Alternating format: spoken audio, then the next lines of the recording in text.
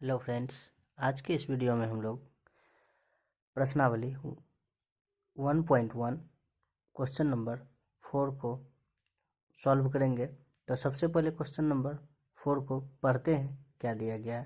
तो question number 4 में कह रहा है कि यूक्लिड विभाजन प्रमेय का प्रयोग करके दर्शाइए कि किसी धनात्मक पूर्णांक का वर्ग किसी पूर्णांक m के लिए 3m या 3m+1 के रूप का होता है। तो चलिए हम लोग सवाल को हल करते हैं। तो यहाँ पे देखेंगे कह रहा है कि किसी धनात्मक पूर्णांक का वर्ग। तो सबसे पहले हमको धनात्मक पूर्णांक होना चाहिए पता। तो यहाँ पे हम मान लेंगे, तो लिखते हैं कि माना कि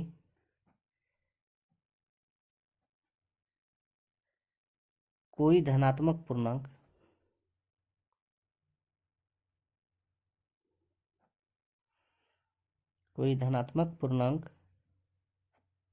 ए है ना। ए कोई धनात्मक पूर्णांक मान लिए।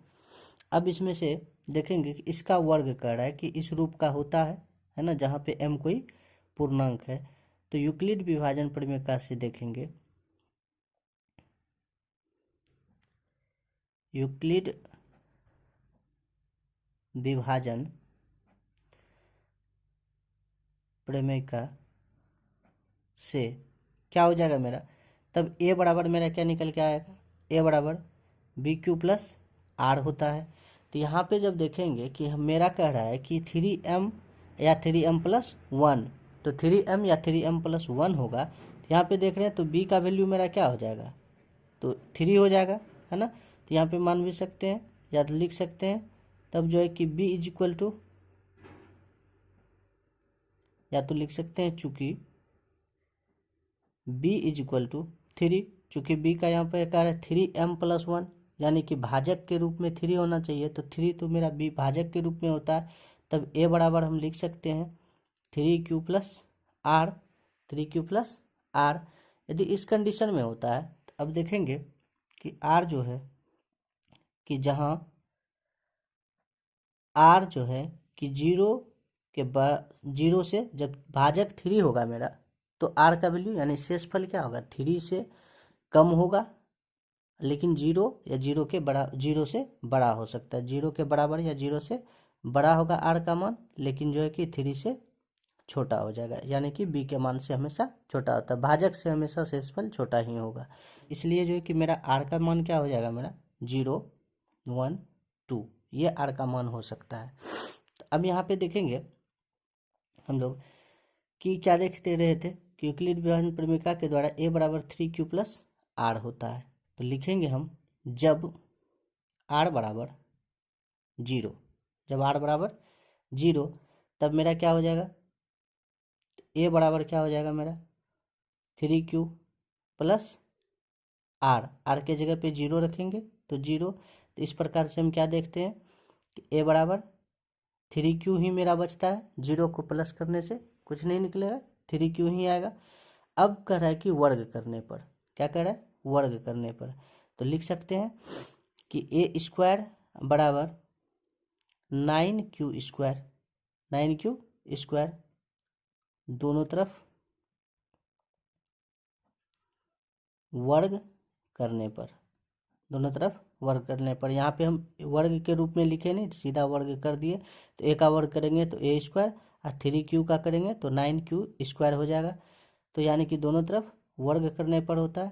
तो यहाँ पे a² बराबर, इससे हम 3 को कॉमन कर सकते हैं, तो मेरा क्या बचेगा 3q² बचेगा।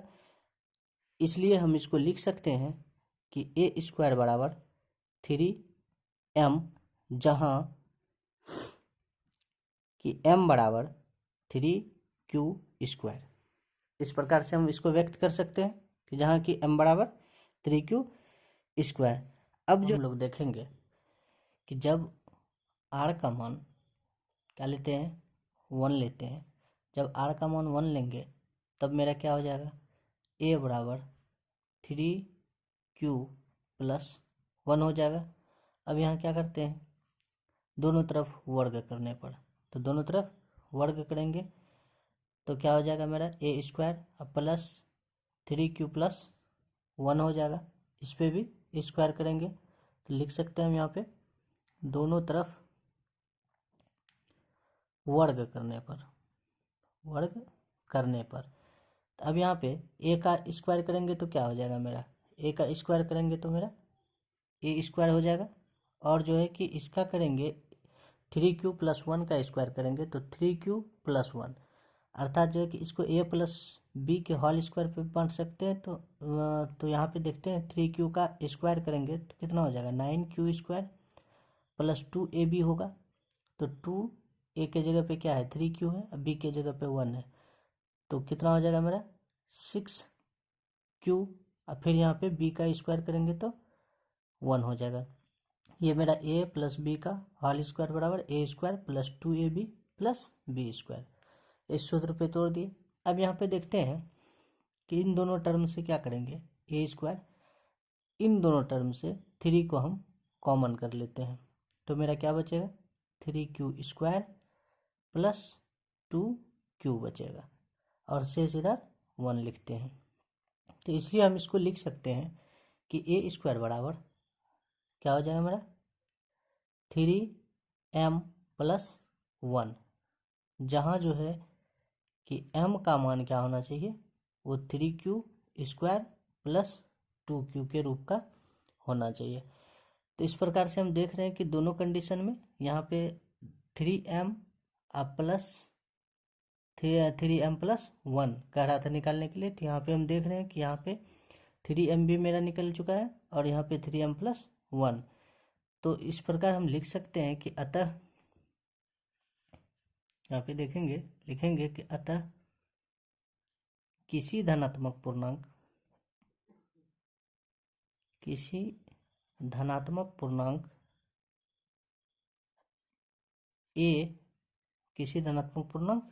a का वर्ग 3m या 3m+1 के रूप का हो सकता